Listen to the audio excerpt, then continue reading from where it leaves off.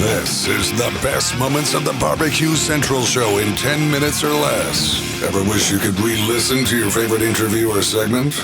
Do you enjoy hearing older shows for the first time in years? Then the best moments of the Barbecue Central show in 10 minutes or less is just what you need.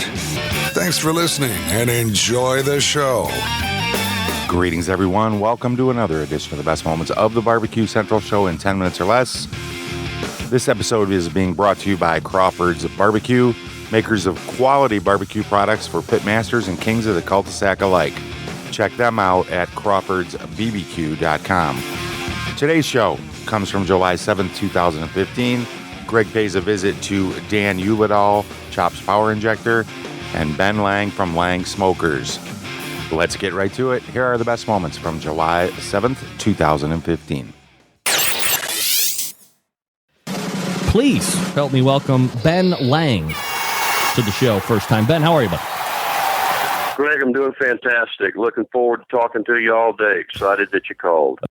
I always like to get a little bit of history on folks when they show up here to the show for the first time. So, obviously, you're a revered pit maker. You're very successful. Everybody knows Lang Smokers, whether you're just a backyard guy like me or whether you're on the competition trail, proven in many different industries, facets, niches, whatever you want to call. But growing up, were you a guy that was like a family thing and you were always around barbecue? Is this something that you just kind of caught a passion for a little bit later in life? How does it come about for you? Well, it's barbecue, a way of life, in most of the country, and fresh cooked food, the cookers. It goes way back. Granddaddy, ran a smokehouse and fed folks out of the back of a wagon, smoked meats and things like that. Had 3,000 woods hogs when he died. He was quite the woodsman and provided a lot of smoked meats to a lot of folks. So it goes way back. Personally, we saw a need to build a better mousetrap, something that actually sizzled and seared the food like it was supposed to, something that actually was easy to clean up, it was indestructible, that would do what it was supposed to do and not talk back. And that's what we set out to do, and have stayed after it all these years with the smoker cookers. Do you remember the very first pit that kind of, rolled off the line, as it were? Well, yeah, sure. All of them I remember, and most of the customers, thank God. But no, the first pit was born to cook for a cousin's wedding, large crowds, cook whole hogs and feed the folks, and it did a fantastic job, and so much so that if anybody needed any cooking done, they come to bar the pit, and we found out pretty quick that if you didn't use the pits, you didn't get the same snappy results that you got with anything else. You just didn't find it. And so seeing how well it worked, set out to build a product line out of a tried and true design. Ben, one of the things that I guess is most associated with your cookers, aside from the consistency, is that reverse flow. Is that something that you had seen before, or is that something you kind of came up with originally? How did that come about? The original cooker was the same basic design. It got nicknamed Reverse Flow along the way. It's the basic concept of all the best of everything rolled into one, and it did what it was supposed to. And along the way, they found that the heat drew under and back, and the nickname Reverse Flow got thrown at it. But in our cooker, it's always been fat searing on a griddle and your ability to clean it up when you get done. Just like the first burger I ever flipped at 15 in McDonald's. You were a McDonald's guy? It was 15 years old, and you had to be 18 to work there. Yeah. That's my guy right there. Flipping burgers on a real grill when it was really fried, and there were real potatoes coming through the potato system. And there was probably real fat in the fryers too, right? Oh yeah. Everything was real, even the milkshakes. Yeah, there you go. All right, Ben. So, in regards to and I guess for the people that don't conceptualize what I'm talking about on reverse flow, when you typically look at an offset pit, you have the smokestack would be on the opposite side of the firebox, but for you, the stack is same side as the firebox, correct? Exactly. A lot of people, when they first look at it, they go, how in the world can that thing work? You got smokestack and firebox on the same end. And it's like any good book you've never read. You got to look into it first, and you find out, oh, well, wait a minute. The heat draws under itself and under a baffle and over a baffle to get out, and the baffle is a griddle, and you got fat sizzling and searing. It's by design that our stuff works so good. It's not by accident. It's actually by design. It's a fat sizzling searing machine. Always has been. A lot of people imitate reverse flows. They've been doing it for years because it's such a good system. But, one Lang barbecue smoker. All right, Ben, you said the term fat sizzling searing machine, and for barbecue folks, I mean, I guess you don't inherently think of fat sizzling searing machine and a barbecue In a Lang pit. you do. If you speak Lang you do, you ask a customer. Anybody that knows what a Lang does knows it's fat sizzling and searing. The folks that don't get it are cooking in foil and got pans, and they don't have fat searing on the griddle. And the fat sizzling and searing on the griddle is the magic. That's why the flavor is so good in the Lang smoker cooker. And the fact that the user can clean the thing up in 15 minutes when he gets done cooking. So he gets the same snappy results next use. And that's when friends think you reinvented fire, because it gets that good, the food. And you ask anybody that speaks Lang, they'll tell you the same thing. That thing cooks. Ben, talk to me about, you talk about the griddle. Is that something that is a synonymous term with tuning plate, or is that something completely different? No, tuning plate's in there to try to tune some heat or do something with the heat. If the machine's built correctly, it's going to take care of the heat's going to take care of doing what you need it to. It's going to cook if the thing's built correctly. It's not going to need a tuning plate. Some people will say, my machine's already got a tuning plate in it. Yeah, I got it built so it's tuned. You darn right. Every model's built that way, so they dance with the customer and cook like they're supposed to. By design, it's a better system. Ben, how many did you have the concept perfected by the time you brought it all ready to market and ready to go into business and sell, or have you refined processes, over the lifespan?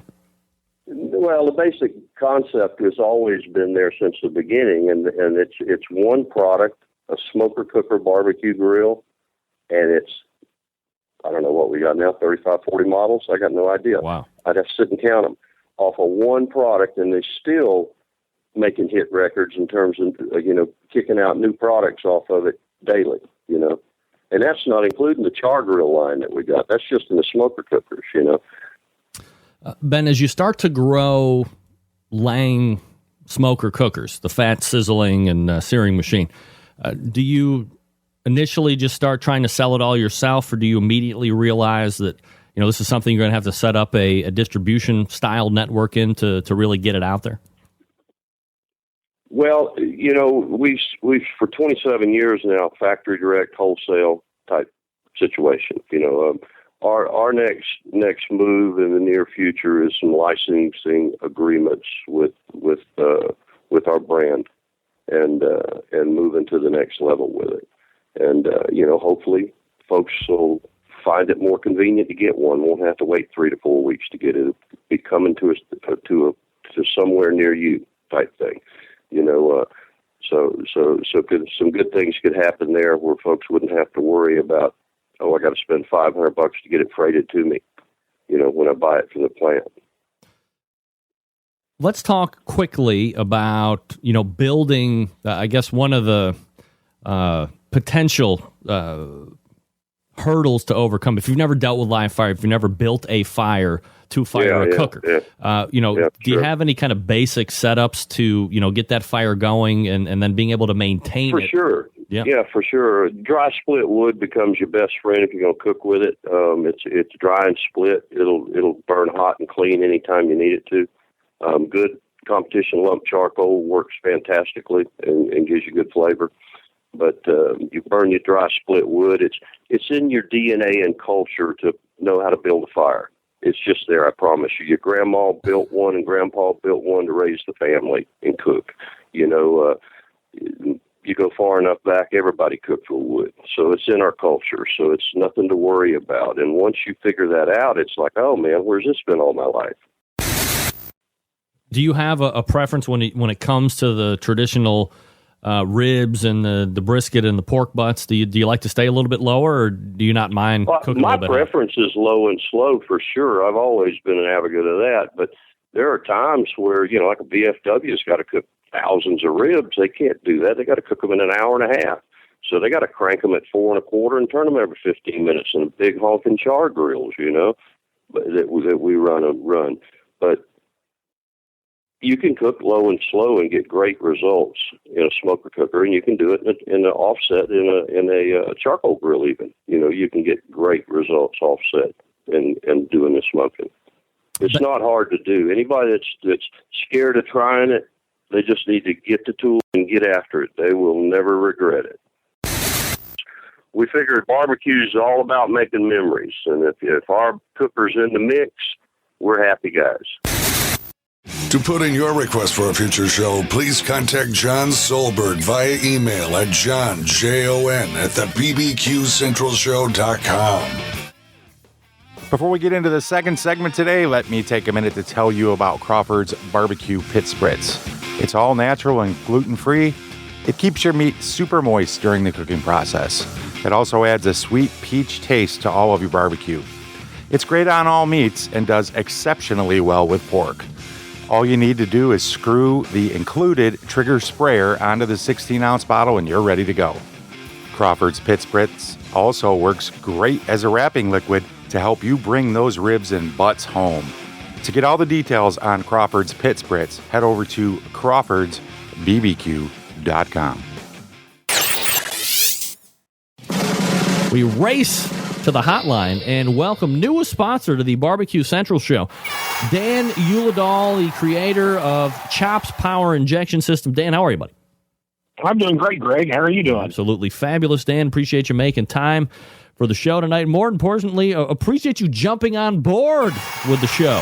I mean, oh yeah, certainly means a tremendous amount to me that somebody finds even a monicum of value to the show, let alone somebody that's willing to pony up and get behind it as you did. So, Dan, before we get into the Chops Power Injector System, maybe a little background about you. I mean, are you somebody that likes to barbecue, or are you competing, or did you just kind of see a niche or need that need to be filled? Well, I am a competitor. I have a competition team with my wife, Sarah. We've been competing for 4 years now. We go out by the name of Chop Kiwi. My nickname was Chop in my past hobbies, I guess. I used to race model airplanes and things like that. So I've always been a relatively competitive person, but I wanted something that the whole family could do. So we got into competitive barbecue, and we knew right from the first couple of contests that we really enjoyed working together and preparing all this stuff. And at our second contest, we won a third place in pork out of like 70 teams and like 12th overall, I think. And we were hooked from there, and that's kind of how this whole thing started. Is that like the best and the worst thing to happen to a guy that's just getting into competition barbecue? Is, the first time out or the second time out, you get that call and you're like, yeah, man, let's get into it now. Oh yeah, the best or the worst thing, or depends on if you're looking at your bank account or not. Right. Yeah, you have to spend a little bit of money to get into it, but once you're into it and you start figuring things out, you can figure out ways to save some money, get some sponsors, or come up with something that you see a need, like I did, and that helps. I'm not out there begging for sponsorships anymore. I'm self-supportive for the most part.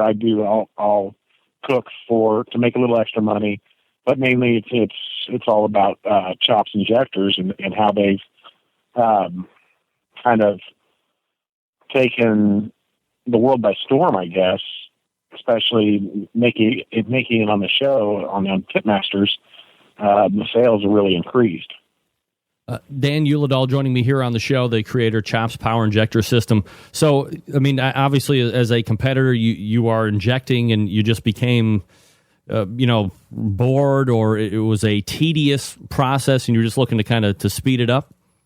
Yeah, the kind of how the story goes is by our third contest, we're injecting with butcher's products, and we mix it up, and we have a single needle syringe, and we're sucking it out of a red Solo cup on the table.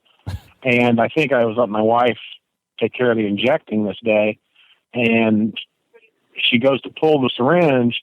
She looks at me and says, "It's too hard to pull." She pulls a little harder. The stopper comes off. She kicks the $5 of injection across the table. Uh-oh. And we didn't bring any extra with us. So, I mean, we did that. We did some catering, and the cheap syringes were breaking all the time. And I needed something that, you cater a 200-person wedding. That's a lot of draws on a single needle syringe of any type. So I needed something with some capacity and with some speed, so it wasn't taking an hour or two to inject. So that's how the Chops idea was born, was researching and trying to find a way to make things faster. So how do you go from, great idea? I mean, obviously, it's something, along the lines of there's a guy I know that makes these things called meat rakes, and instead of like the plastic thing, I mean, these things are like, metal. They could probably double as like karate weapons. I mean, they're crazy, but they're super efficient. So how do you go from idea to starting to kind of prove out products and then bringing it into market? Like, what kind of a time frame is that? It takes about a year to do it legally, to get some protections in order. You start with the idea, the concept, the prototypes. I went through a couple different prototypes. The very first one I made worked, but it was ugly. So I had to come up with a way to make that manifold on the front of it easy to make, so I could make them myself to save the money to be able to make several of them at a time. I started with $20. I went out, I found a couple garden sprayers that were the right size, small and compact, because I knew I wasn't going to be mixing up gallons and gallons of injection at first. And I went out there, I prototyped. I found some ideas that worked. I researched these different bottle companies. And within the first year, I'd found a company that made a bottle for meat injecting that was already food approved. So I was able to get on with them. I still assemble every single one of the injectors that come out. Really? Oh yeah. Because the amount of money it takes to go up to the next step of having a company that just makes them for you is, to me, it's still astronomical. You're talking tens of thousands of dollars. So I still do it with a smaller overhead so that I don't have to raise prices up any higher than they are already. Going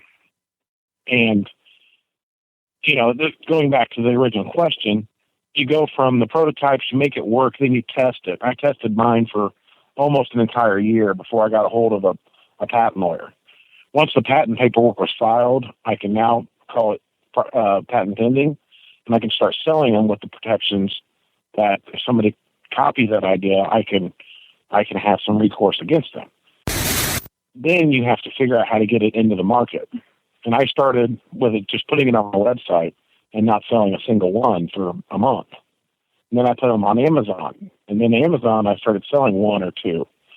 And then I just started hitting Facebook and hitting Twitter, and people started seeing it. And then I got on a radio show with a friend of mine down in Tennessee, and he showed it off. Well, then a couple more orders coming in. And then we started getting into being out there, getting some traction. And finally, last year, it made it on Hitmasters, and it blew up.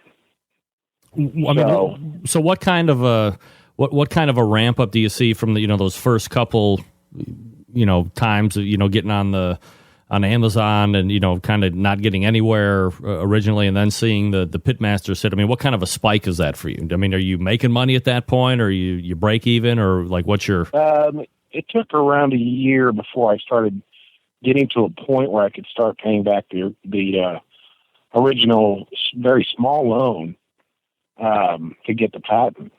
It took a solid year for me because I am doing it on such a scale that I don't have a ton of money invested. Now, I do have lots more invested now, but it's all because it's kind of like flipping a house. I sold 10 injectors, so now I buy 25 injectors.